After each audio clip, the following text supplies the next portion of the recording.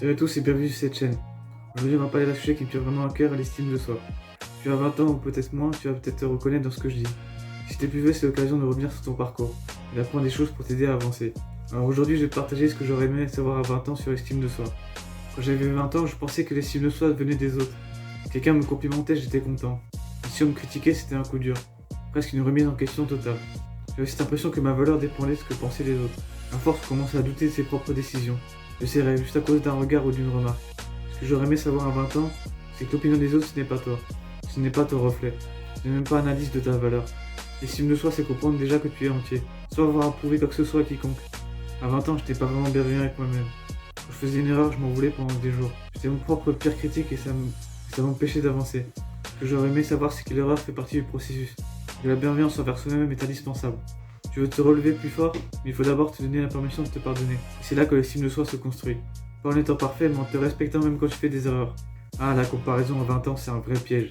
Je comparais constamment mon parcours avec celui des autres. Pourquoi lui et elle réussit si bien et pas moi? Et voilà, chacun a son propre chemin, son propre rythme. Comparer ce chapitre 3 avec le chapitre 20 de quelqu'un d'autre, ça ne sert à rien. Chacun évolue à son propre rythme. Ce que j'aurais aimé comprendre à 20 ans, c'est que la comparaison n'est qu'une illusion. Elle te vole la joie et ton énergie. Concentre-toi, sur tes petits pas et sur tes progrès. C'est comme ça que tu vas développer une vraie estime de soi. Un truc que j'ai mis du temps à comprendre, c'est avec personne d'autre comme toi. À 20 ans, je voulais m'intégrer et être accepté. Et parfois, je suis un peu perdu en essayant de rentrer dans des cases. Je croyais qu'il fallait être comme tout le monde pour être apprécié. Et ce que j'ai appris, c'est que ta singularité, c'est ça qui fait ta force. Alors accepte d'être toi-même, avec toutes tes imperfections. Tu n'es pas là pour imiter les autres. Ton histoire, tes passions, tes faiblesses font de toi une personne unique. Et cette unicité, c'est ce qui va faire briller ton estime de soi. À 20 ans, je pensais qu'il suffisait d'attendre pour se sentir mieux. Attendre que les autres me valident ou attendre que je sois prêt. Mais j'ai appris que l'action était le meilleur moyen de renforcer son estime de soi. Même quand tu ne te sens pas prêt, fais un petit pas pour oser agir. C'est là que tu commences à te prouver à toi-même que tu es capable. Ce que j'aurais aimé savoir, c'est que l'action crée la confiance. Si tu agis mais avec des doutes, plus tu vas renforcer cette estime de soi. Et tu verras petit à petit que tu vas vraiment croire en toi. Si j'avais su tout ça à 20 ans, ça m'aurait évité bien des angoisses.